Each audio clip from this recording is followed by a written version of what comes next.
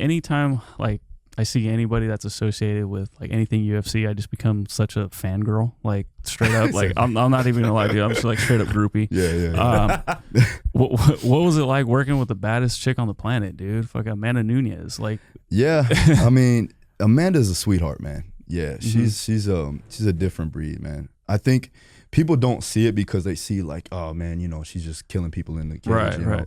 know? Amanda's she's actually one of my favorite people. You know, as far as just being with fighters, they're all different, right? And I love all my don't get me wrong, I love all my fighters like they're my kids, and even some of them are older than me. Like King Mo is fucking ancient, you know what I mean? He's fucking ancient. You know, I had Andre Arlovsky. He's still like a kid to me, you know what I mean? But you know, I mean, with her, she's always willing to have. She has fun in training, which is very important. You know, she's always willing to try new things, and she beats her own drum. You know what I mean? She kind of does what she needs to do. She knows what she needs to do. She's a true professional. And you can see it when she goes about her daily training. You know, she dictates, I don't want to say she dictates the training, but she knows what she needs. You know, at this point in time, with a lot of the guys and girls that we have at American Top Team, they've been in it. They know what they need. They know what they don't need. And the good thing is that when they know what they need, they go out and get it. I didn't even know that thing had a timer. Eventually we'll figure out this damn shot clock situation. Yeah. And then so opening up like, you know, like news apps and whatnot, Dana White is talking about Joanna facing Zhang for the title, right? Do you know anything about that? Did you get her bobblehead yet? I gotta get her bobblehead. No. Oh my God, dude. That'll sit right there on the table. I'll make it happen. That'd be sick, dude. Yeah. Bobblehead. Yeah. Yeah. I think that's the best matchup for her. Believe it or not. She has proven this last fight that she's back, and I believe in a major way. You know, she brought up her strength, she brought up her power. You can see physically she's bigger. You know, Luke Thomas said something on his podcast. You guys know who Luke Thomas is? I don't. Big name. Josh does. Yeah. So bigger than he's like a lifter. He likes lifting a lot. So that's cool. But he's a major journalist in the MMA world. Okay. Right. Works with Ariel Helwani.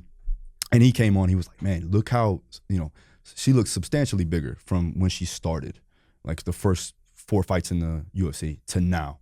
And, you know, obviously the weight cut is an issue there. She's getting bigger. That is what it is. A lot of these guys, like Dustin, is never going to make 145 again, ever in his life. We got to cut a limb. You know what I mean? It's just, you know, fighters get bigger. It is what it is. Yeah. You know, and they grow, they expand and things like that. And it's harder for them to lose the weight. I think if she has the chance to regain the title, it's against this girl. And I know that Zhang is a phenomenal fighter. Don't get me wrong. But styles make fights. And that style right there is perfect for Joanna.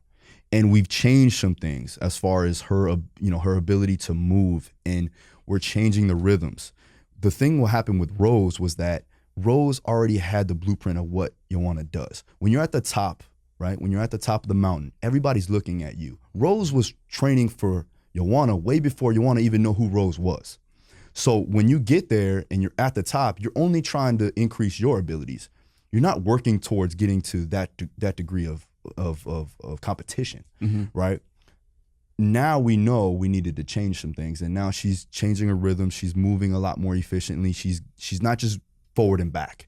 You know, you could see that she's really working her angles. She's working her rhythm, and now putting it all together, I feel like this is the best opportunity to get that strap back. Yeah, and it's kind of like you hear all the time, right? Like you have to take a step back in order to, like, you know, step forward, obviously. Yeah. But like that loss, like you just said, is going to propel her to get that strap back. Yeah. In the strawweight division, how the hell do you maintain size and muscle and strength while cutting down to such a light weight? Yeah, the weight cut is a science behind itself. Yeah. You know, we have George Lockhart, you know, that works with a lot of the guys there. Yeah. You guys know George is. Yeah, he's been on here. Yeah. So I mean, George is a good friend of mine. You know, he does a phenomenal job. He has great protocol. I follow it also, you know, when it comes to the fighters that we have here. And, you know, at the end of the day, it's really about just trying to manage a certain percentage off of camp, right? You don't want to get, especially for females, you don't want them anywhere higher than about 15% from scale weight. That's year round, because again, some of them will take fights on short notice, things like that. When they start camp, you want them about 12% from scale weight. If they're anywhere higher than that, it's gonna be a hard cut. You know, but it is tough. What I'll do when we, especially when we start camp, you know, we'll do a lot of isometrics. We'll do a lot of quasi isometrics, overcoming isometrics. So we're getting them strong in those ranges, like I said, but we're not putting on any added muscle mass. Now, again, you're careful not to let them like gain muscle during that period. Yeah, very careful, especially Ioana. Like it really depends. Like some of the guys need to put on some body mass just to make sure that they're not going to get injured. Yeah, you know. But for her, it's very tough. She walks around probably now about 138. Oh, you know, and she's a big girl. She's like 5'7", you know, 5'6". Damn, I didn't know she was that tall. Yeah, and her legs are big. She's like, well, how big is Zhang then? I think Zhang's shorter, way shorter. Yeah, I think she's like 5'4". I'm not too sure, but I think she's shorter for sure. Whoa, I didn't know she was that tall though, man. Yeah. You want to start? Yeah, for sure. Like, I mean, if you look, she's like probably, you know, she's probably her top of her head's probably about my nose height, so I'm 5'8". You know what I mean? So at that point, you know, she's up there. Wow. And on top of that, she's thick. You know, she's a thick girl. Legs, her upper body obviously stays lean. So that's another thing. And then when I'm seeing her, when she came into camp this time, she was doing the off-camp training.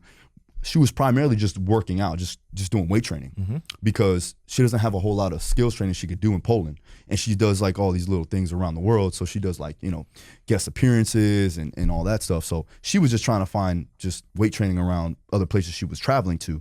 So she would do the training that I had for her. And yes, it's going to put on some muscle mass. When she came into camp, she was already super lean. I could see abs on her at 135 pounds. So at that point, I'm like, okay, we only got a little bit left. Wow. Yeah, we only got a little bit left here. So I'm like, okay, George, we got to figure this out, man. But yeah, and then, you know, starting a water cut at the beginning of camp. Yeah, like, and then it's also the diet has to be monitored a lot, you know, on a daily basis, and that's gonna dictate the training too. Getting closer to the fight, you know, we bring down the strength and conditioning, you know, substantially. You know, a lot of the times she'll do some conditioning.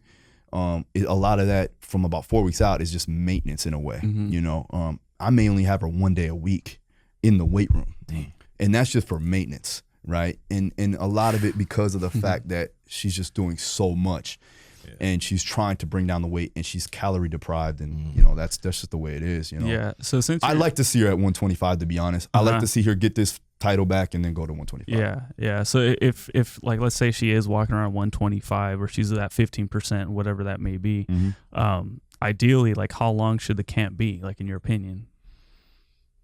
I mean, usually it's 6 to 8 weeks. Yeah, for sure. Okay. Yeah, I mean, 8 weeks is optimal. You know, and I know. I mean, because of the fact that you know everything has to come into play. Like she has to get her wrestling on point. She has to get her grappling on point. She has to get her sparring, but also get timing down. And then we have to monitor it and dictate it towards the opponent.